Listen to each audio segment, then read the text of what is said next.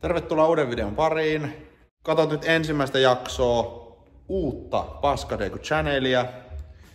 Eli kanavan konsepti muuttuu nyt siinä mielessä, että aikaisemmin on kuvattu sellaisella step by step mentaliteetillä ja väliin laitettu sellaista nopeutettua värkkäyspätkää. Eli on ollut tarkoitus, että kuvataan vähän, että tarvii leikata mahdollisimman vähän. Mutta nyt mennään vähän sellaiseen konseptiin niin kuin oli alkuaikoina, eli kuvataan mahdollisimman paljon, eli käytännössä kuvataan kaikki mitä tehdään ja sitten vaan leikataan ylimääräinen pois. Ja myöskin tarkoituksena olisi julkaista yksi video kerran viikossa sunnuntaisin kello 18.00.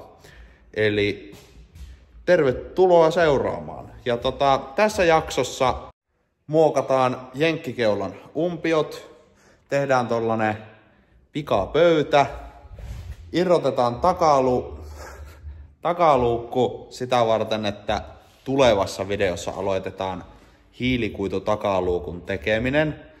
Siis se on nyt irrotettu vaan valmiiksi, että aletaan tekemään pohjia muottia varten ja sitten myöskin viimeistellään toi lohko, mikä näkyy tuolla taustalla. Pahoittelut yhteistyökumppaneille, että mulla ei ole vielä sponsoripaittaa, se ei ole saapunut vielä painosta. Joudutte vielä tämän viikon kärvistelemään. Ja ennen kuin mennään intron pariin, niin muistahan tilata kanava ja painaa kellonkuvaa, niin saat aina ilmoituksen, kun uusi video tulee, jos nämä videot kiinnostaa. Mutta joo, lähdetään katsomaan mitä on saatu tällä viikolla aikaiseksi. Mennään introon nyt. Paskadeku näin lässyttää, lässyllää ja henki paskalta läyhyää. Terve! Terve taas! Moro vaan! Terve! Tervetuloa vaan uuden videon pariin. Mitä tuntuu? Vitu hyvältä! No niin.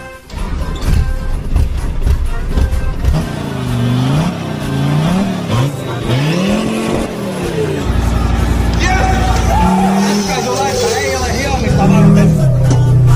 Perkele eikä ole. Hyvin menee!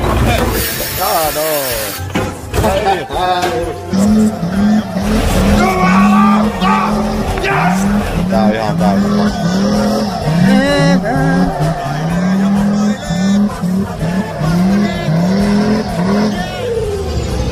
Elikkä katastrofia vielä. Asiaan. Eli meillä on täällä tällaiset jenkkivalo-umpiot. Katsotaan kohta vähän paremmin noiden anatomiaa. Mutta katsotaan ensin keulaa, että mitä siinä niinku tarkalleen on nyt niinku muuttunut.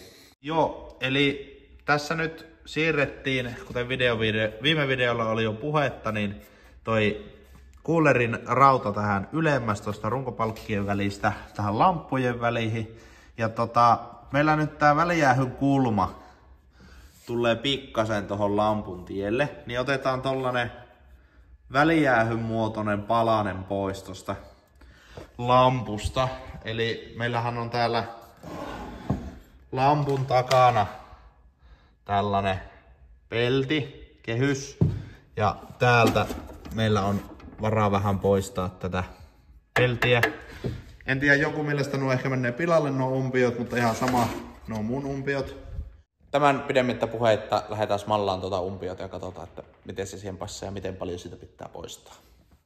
Joo, eli tästä pitäisi suurin piirtein tällainen palanen leikata pois, jotta saadaan tuo välijäähy mahtumaan tuohon sopivasti paikalleen. Äläkää välittäkö tuosta nokkakepistä, mä en ole vaan saanut aikaiseksi, eikä mun nokan koneistaja ole saanut aikaiseksi päättää, että milloin tuota nokkaa hiotaan. Tulossa on. Mutta minäpäs laitan ton umpion tohon niinku hollille, niin näette, että mikä ilmiö siinä tulee. Joo, eli siinä se on hollilla. Tuossa näkee, että se pikkasen niinku hivottelee meidän välijäähyä, niin pikkasen otetaan tuosta umpiosta pois ja sovitetaan sitten uudestaan paikalleen. Sen verran mulla kuitenkin on kunnioitusta näitä umpioita kohtaan, että mä otan nää kromikehykset pois, että ne ei mene pilalle tuossa rälläköijässä. Jes, käännetään ympäri. Ja siitä mä lähden vähän rälläkällä muottoilleen tuota, katsotaan mitä tulee.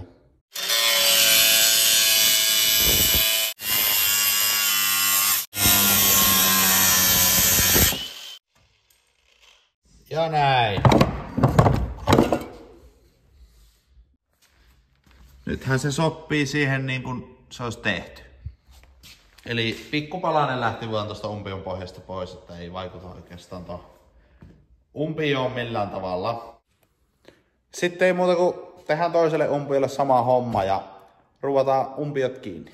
No niin, nyt olisi toinen tuikku paikallaan siellä. Mä otan toisen jätän vielä irrallensa, koska kohta alkaa toi polttoainepuolen remontti. Sinne tulee nyt tuplapumput ja tuo iso kerrusäiliö tonne keulaan, niin siitäkin jo viime videolla oli puhetta. Ja seuraavaksi sitten olisi lohkohommaa. Umpiot olisi nyt molemmat muokattu ja ne passaa sinne aika kivasti paikalleen. Pikkasen vaan piti sivasta ton kullerin tähen Ja voitais kohta vähän katsoa, että mitä seuraavaksi ruvetaan tekemään. Joo, eli tässä lähitulevaisuudessa olisi tarkoitus tehdä video tämän moottorin rakentamisesta, kunhan saan kaikki osat kassaan.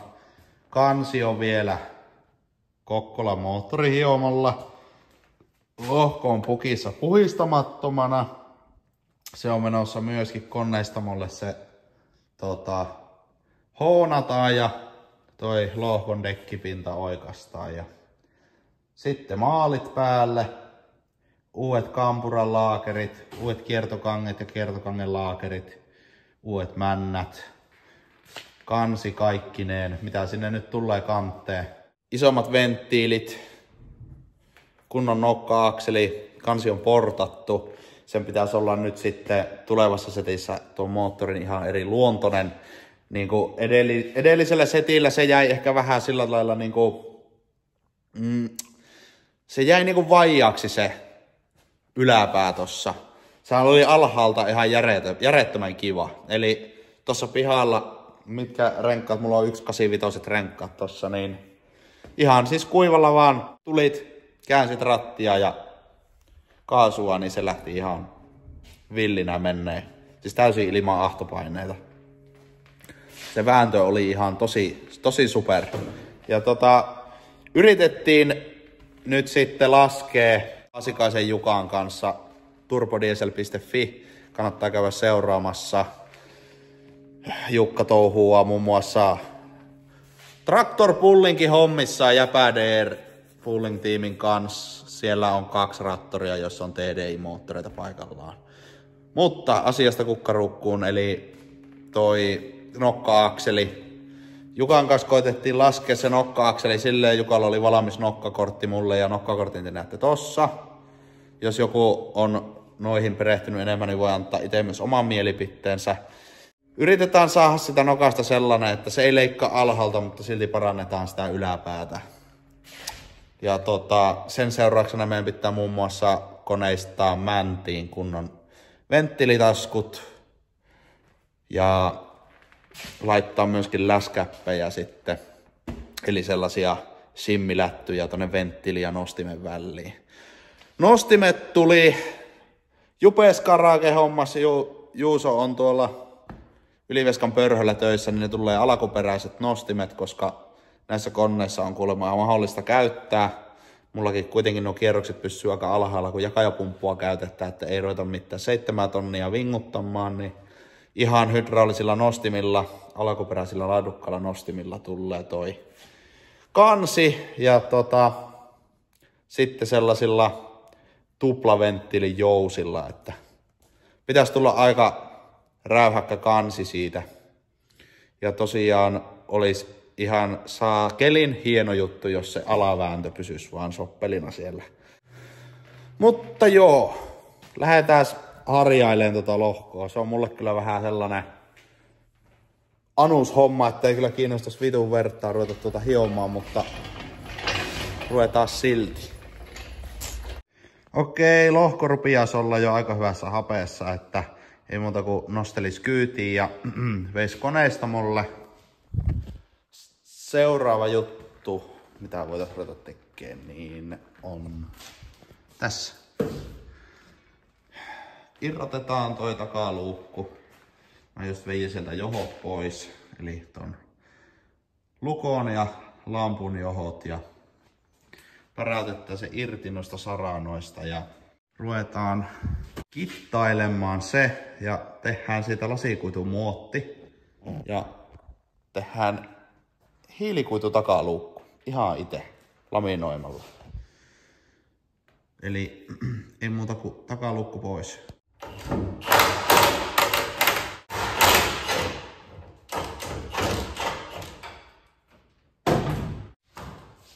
Suojata takalasi, että jos toi luukku tuossa heilattaa, niin menee lasi rikki.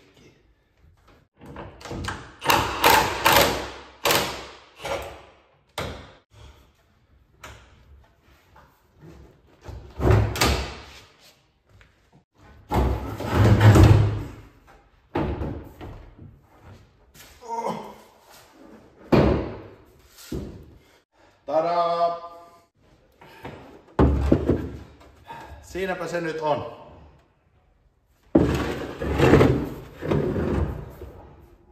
Tämä pitäisi lähteä hiomaan ja maalaamaan siistiksi. Toi takakontin lukoon tämän hässäkkä irrotetaan ja toi hitsataan ja kittaillaan siististi umpeen toi lukon reikä. Ja sitten tehdään hiilikuijuista tällainen luukku. Tai ensin pitää tehdä sen lasikuitumuotti. Eli lähdetään laittaa tää johonkin telineeseen ja ruvetaan sitten miettimään tarvikkeita, mitä tämmöiseen hommaan tarvii. En ole nimittäin ihan hirveästi perehtynyt asiaan. Rupesin tekemään tilaa tolle takaluukulle tohon missä mulla oli toi toinen pöytä, niin mä voisin melkein näyttää, että miten tehdään tällainen pikapöytä. Eli jos on tämmönen niin kuin mulla vuokrahalli ja lähtö voi olla milloin tahansa, niin siihen tarvii vesivaneerin palan, rukkilavan ja 2 nelkan pätkä ja tietenkin seinän mihin kiinnitetään. Merkataan vaan korkeuslankku, tällainen normaali rukkilava plus tällainen paksu levy, niin 81 senttiin kun piirretään merkin ja siihen ruuataan 2/4 kiinni, niin on aika hyvä korkeus. Laitan kameran kuvaamaan, koska tämä uusi konsepti tällä kanavalla on se, että kuvataan kaikki mitä tehdään, niin kuvataan kaikki mitä tehdään.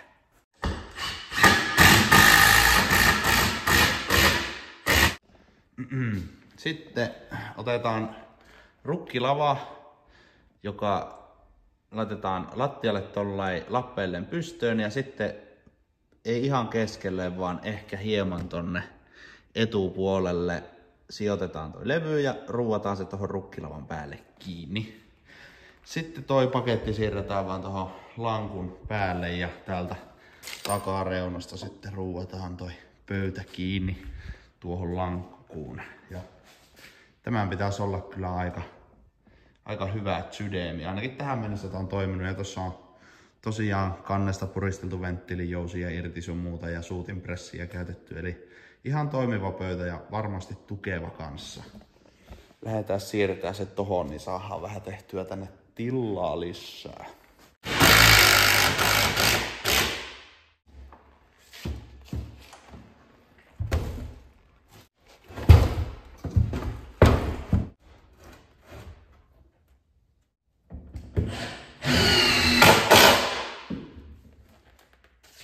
That's it. Siinä meillä on tollanen pikapöytä. Ei mennyt kauan kun teki. No niin, pöytä on nyt tuossa. Toisen pöydän vieressä. Nostin noi ajorampit tonne ylös, saatiin silläkin vähän tilaa. Sitten täältä pitäisi kaikkia tämmöistä turhaa paskaa viedä pois. Tuolla on muun muassa roskia, ihan hirveästi pitäisi viedä hyötyjäteasemalle. Takaluukulle on tossa nyt tollanen tila, missä se saa nojailla. ensi kerralla sitten tehdään sille tollanen teline vaikka noista rukkilavoista sellainen väliaikainen ja missä sitä voidaan hiua ja kittailla ja sitten se myöskin tuo lasikuitun muotti, että siitä tulee hyvää, niin se vaatii se, että siinä on siisti suora maalipinta, koska se muottimäärää sen, minkälainen se on myöskin sitten se uuden laminoidun kontinluukun pinta. Eli sellainen homma. Ja sitten aletaan tekemään sitä lasikuitun muottia myös. Mä tässä pikkasen otan selvää, että mitä kaikkia kannattaa hammata. Ilmeisesti jotakin vahaa tai jotakin pitäisi laittaa sitten siihen muottiin. Otetaan selvää. Muistaakseni jossakin GTI-makasinessa mä tilaan semmoista lehteä, niin siinä oli muistaakseni jonkunlaiset ohjeet noiden kuitumuottien tekemiseen. Mutta joo, meikä poika jatkaa tällä siivouksen parissa. Seuraavassa videossa perehdytään sitten tuohon takaluukkuun. Ja toivottavasti jo sitten unboxaillaan paketteja, eli uusi tankki, keruusäiliö, tuplapumput, jne. Ja toivottavasti saadaan myöskin kansimoottorihiomolta, niin päästään sitä tsiikailemaan vähän fyysisesti. Lohko lähtee koneistamolle huonattavaksi, planattavaksi, jne. Asiat alkaa olla aika hyvällä mallilla. Ja sitten kun tuo takaluukko on valmis ja paketit unboxailtu jne, niin aloitetaan asentellen tonne ne tuplapumput. Tehdään se muutos sille toiselle paineensäätimelle, että saadaan se kaksivaiheinen paineen nousu tuonne ja silleesti uusi polttoaineen sisäänmenoreikäkin myös on menossa. Ja sitten myöhemmin asennellaan tankki tuonne, tehdään sille teline, toi akun teline saa lähteä pois ja sille keksitään joku uusi paikka. Täältä kaikki ylimääräinen veke, sitten ei muuta kuin kovat hionnat, reikien hitsaukset ja maaliniskaan kaikki ylimääräinen pois ja tankki tonne vararengaskoteloon. Tämän pidemmittä jorinoitta palataan seuraavalla videolla takaluukun parissa. Muistakaahan tilata kanava, jos tykkäsitte videosta ja painakaa myöskin se kellon kuva päälle, että saatte ilmoituksia aina kun uusi video tulee. Tosiaan uusi julkaisuajankohta on sunnuntai kello 18.00, kuten tämäkin video ilmestyi sunnuntaina 18 reikä. Eli tästä lähtien Paskadeco Channelilla julkaistaan uusi video joka sunnuntai kello 18.00. Ellei mitään sellaista tapahdu, että minä en tallille sairauden TMS vuoksi pääse. Jes, ei muuta kuin ensi viikkoon vaan. Katoillaan sitten. Moro!